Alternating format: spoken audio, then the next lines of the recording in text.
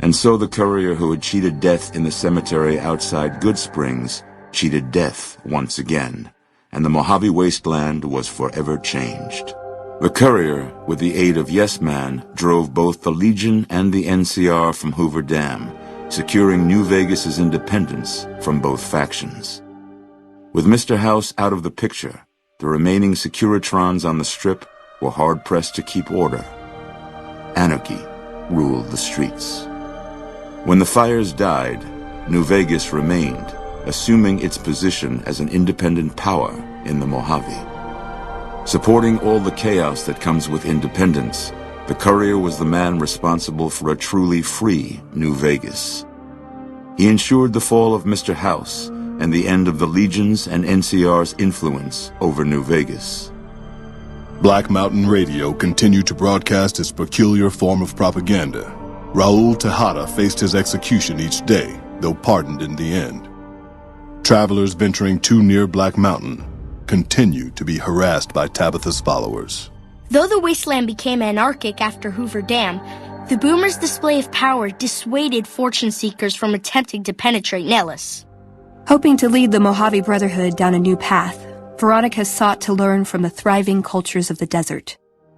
Absent a firm solution, Veronica's expression of frustration with Brotherhood leadership would lead to her banishment.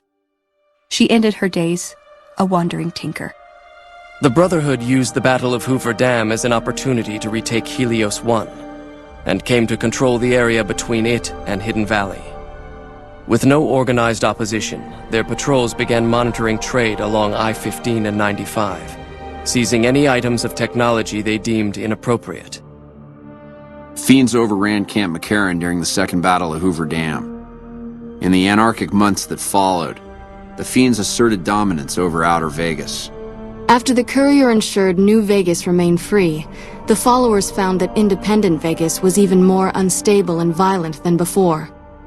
Old Mormon Fort became excessively burdened by the influx of patients, struggling to provide even the most basic of services. During the retreat of Caesar's Legion from the Mojave Wasteland, Arcade was a sad casualty, one of many.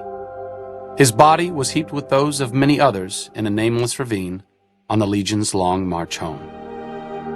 Travelers continued to stop by Goodsprings Source for water on the Long 15, but rarely would anyone venture into the ruins of Goodsprings itself. Those who did were almost always tourists, come to visit the graveyard where the courier rose from the dead. The slaughter of the Van Graffs in the Crimson Caravan caused no end of trouble for NCR back west. Already struggling, NCR's supply line suffered further as the two caravans withdrew support until the massacre in the east was resolved. Cass lived to see the courier bring down 3 armies, and by her count, that was 3 more than she'd expected. She kept quiet about that, though. During the Battle of Hoover Dam, the Great Khans quickly evacuated Red Rock Canyon and headed north and east into the plains of Wyoming. There, they reconnected with the followers of the Apocalypse and rebuilt their strength. Bolstered by ancient knowledge of governance, economics, and transportation, they carved a mighty empire out of the ruins of the Northwest. With no cure for the Nightkin schizophrenia in sight, the disgruntled Nightkin left Jacobstown. Without a treatment, their insanity grew. The crazed Nightkin terrorized the wasteland, and Jacobstown suffered repeated reprisals from mutant-hating humans. In the end, the surviving mutants abandoned Jacobstown entirely, its existence quickly forgotten by the rest of the wasteland. In the aftermath of the Second Battle of Hoover Dam, the Kings took the opportunity to viciously force all NCR citizens out of Freeside. Travelers from the Republic quickly learned to avoid Freeside if they valued their safety. Revitalized by Violetta's brain, Rex eventually learned to balance the memories of his old life with Violetta's experiences among the brutal fiends. His mind had difficulty adjusting, but Rex eventually found peace with his new, more vicious self. Driven into a frenzy by their use of Psycho, the Misfits inflicted heavy casualties on the Legion during the defense of Camp Golf. At first, they were commended for their valor, but eventually, desperate for more of the chem, they turned on travelers in Outer Vegas.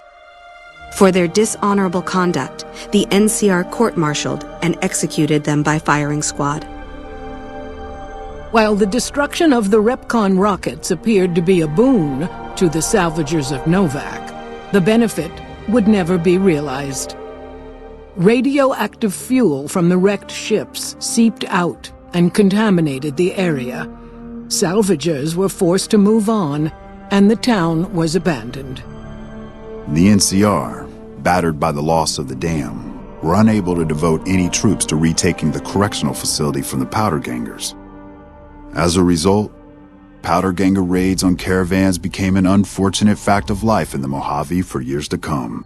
After the majority of the Vault 19 powder gangers joined the Great Khans, the weaker members scattered throughout the Mojave wasteland. Though a few managed to erase their past, most never survived the journey.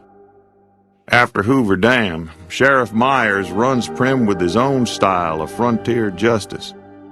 He deals with most folks fairly, but now and then someone winds up dead with little to no evidence against them. After their bold arrival at Hoover Dam, the remnants disappeared as quickly as they came. Legends of their power spread throughout the Southwest, a reminder of why people once feared the sight of vertibirds in the sky. And so the Courier's Road came to an end, for now. In the new world of the Mojave Wasteland, fighting continued, blood was spilled, and many lived and died just as they had in the old world. Because war never changes.